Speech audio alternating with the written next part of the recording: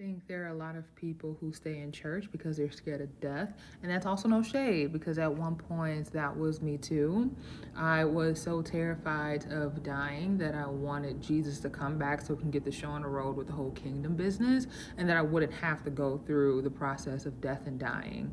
And in my head, I had it all worked out in my child brain because I was like, if you could hold off long enough for me to have a fun adulthood, but come back before anything serious happens, that would be great.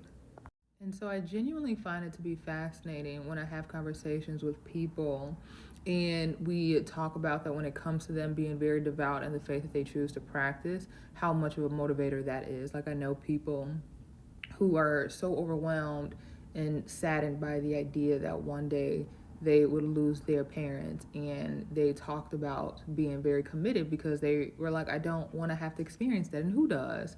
And it was essentially, if this is a way that would allow me to potentially not experience that, or even if they do pass, to see them again one day in the kingdom, then I'm going to do this. I know people who have lost a parent and they're holding on to this hope that if I do what I have to do here, that I'll earn that reunion one day.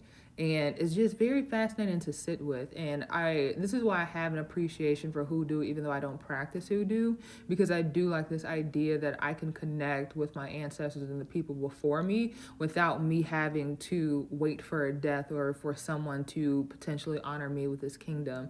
And I just think about that often and how it may not even be the doctrine, it may not even be the church itself, but it's I need something, and I believe that this faith, this doctrine is the only way for me to get this thing, to have this reunion, to be with these people again. I just think that is fascinating.